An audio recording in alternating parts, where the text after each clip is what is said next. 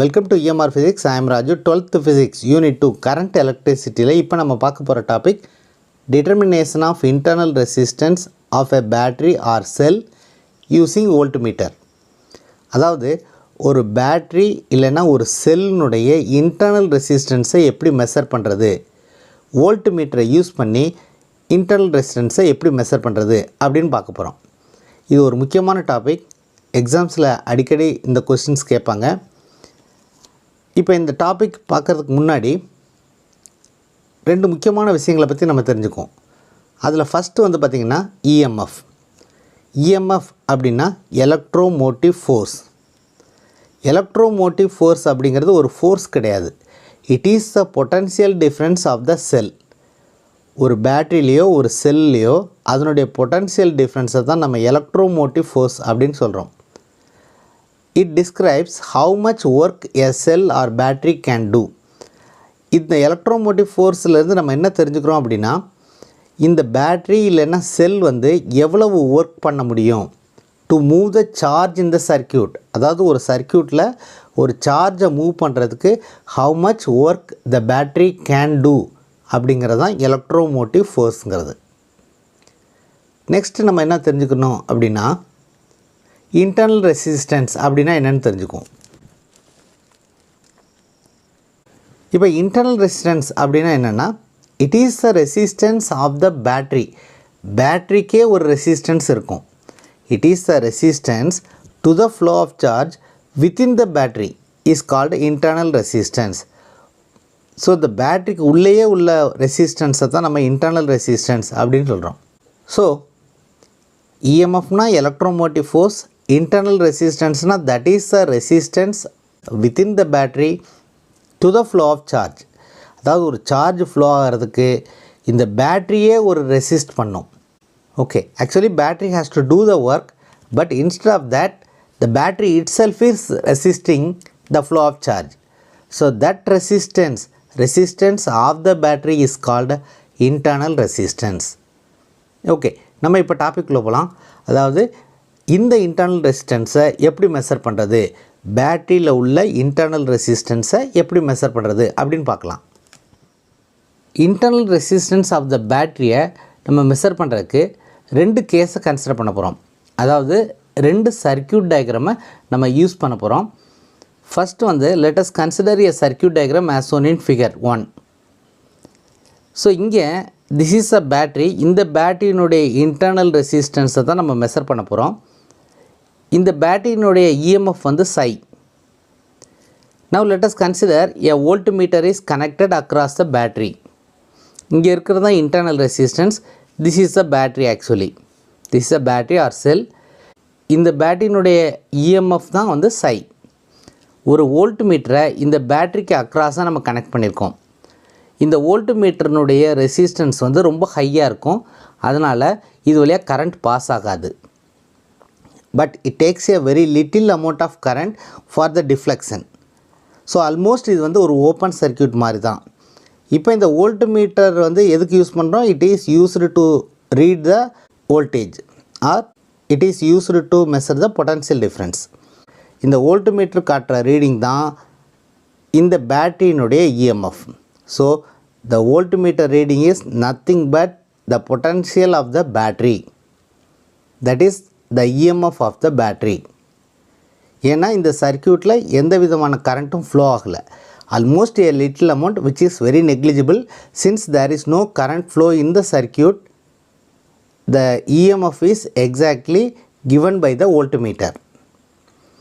Current flow நடந்தால் தான் நம்ம இன்டர்னல் ரெசிஸ்டன்ஸை மெஷர் பண்ண முடியும். ஆனால் கரண்ட் ஃப்ளோவே நடக்கலை. இது வந்து open circuit. So the voltmeter now reads exactly what is the EMF of the battery. Okay, now we are connecting a load resistance here as one in figure 2. ஒரு load ரெசிஸ்டன்ஸை connect பண்ணுறோம் across the battery. இப்படி load ரெசிஸ்டன்ஸை connect பண்ண உடனே இந்த சர்க்யூட்டில் வந்து ஒரு கரண்ட் ஃப்ளோ ஆகும். இப்போ இந்த சர்க்யூட்டில் கரண்ட் ஃப்ளோ ஆகும்போது there is a potential drop across the resistance. இந்த பொட்டன்ஷியல் ட்ராப்பும் இந்த செல்லினுடைய பொட்டன்ஷியல் ட்ராப்பும் சேமாக இருக்கும். சேமாக இருக்கணும்.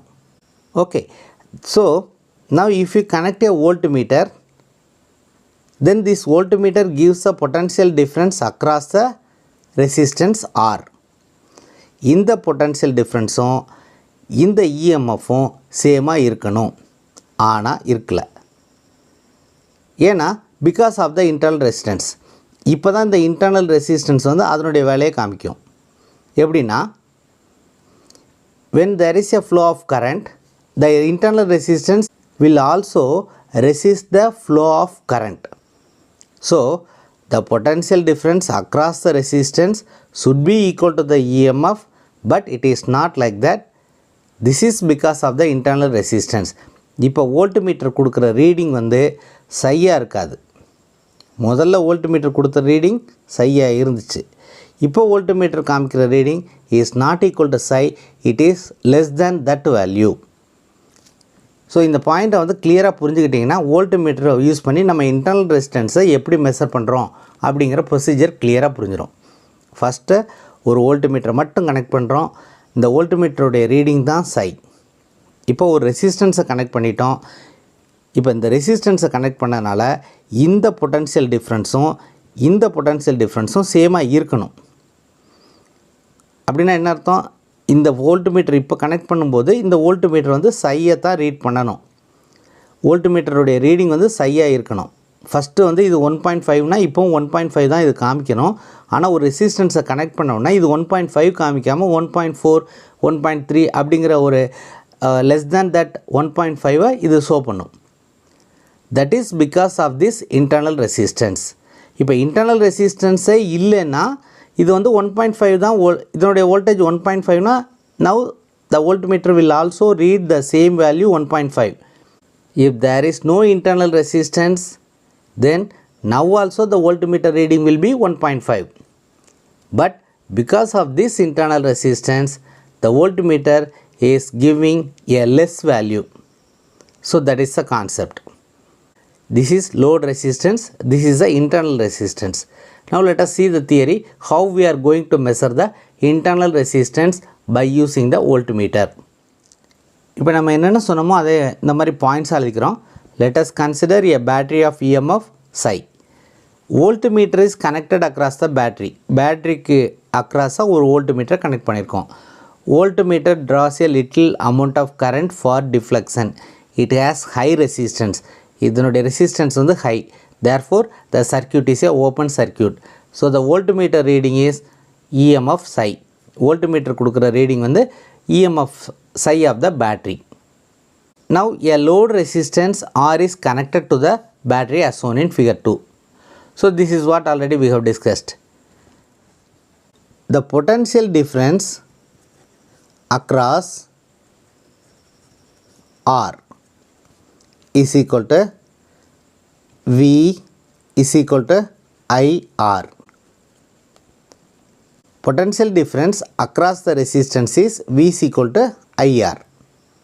ஏன் இங்கே வின்னு போட்டிருக்கோம் அப்படின்னா this V is different from psi. psiயை விட இது கம்மியாக இருக்கும்.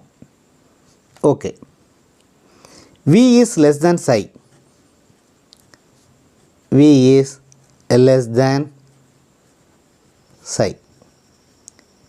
ரெசிஸ்டன்ஸ் வந்து பேரலாக கனெக்ட் பண்ணோம்னா இந்த ரெசிஸ்டன்ஸ்க்கு இடையில் உள்ள பொட்டன்ஷியல் டிஃப்ரென்ஸும் பேட்டரியுடைய பொட்டன்ஷியல் டிஃப்ரென்ஸும் சேமாக இருக்கணும்.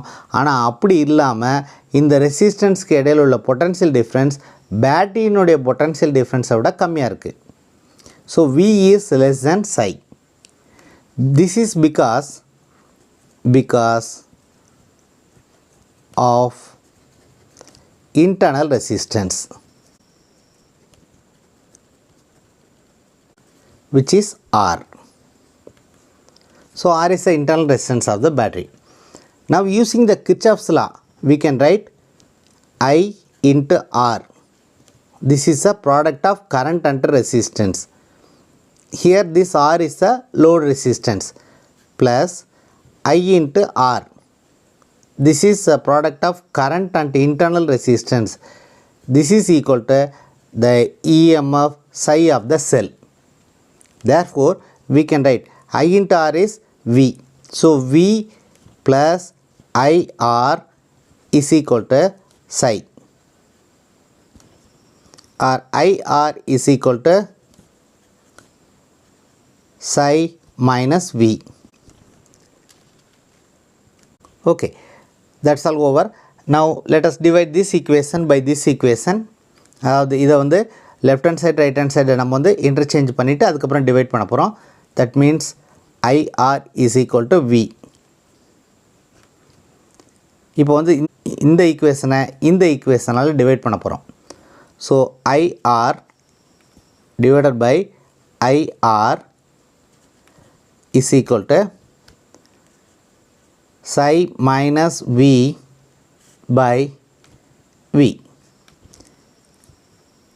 Left hand side by left hand side, and here right hand side by right hand side. I is cancelled. Therefore, R by capital R is equal to psi minus V by V. Therefore, R is equal to psi minus V by V into R. So this is the EMF of the battery. The EMF of the battery வந்து நம்ம வந்து voltmeter first connect பண்ண மாதிரி connect பண்ணி நம்ம வந்து reading எடுத்துக்கலாம். This V second circuit டயக்ராமில் நம்ம voltmeter கனெக்ட் பண்ணும்போது voltmeter கொடுக்குற ரீடிங். இங்கே ஆறுங்கிறது லோட் ரெசிஸ்டன்ஸ். ஸோ இது தெரியும், இது தெரியும், இதுவும் தெரியும். இப்போ மூணுமே நமக்கு தெரிஞ்சிருந்தா the internal resistance can be determined. So we can determine the internal resistance by using this formula.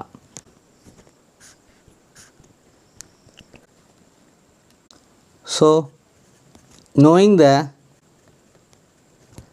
values of psi, V and R, internal resistance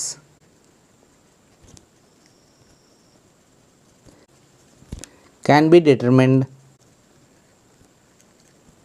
using the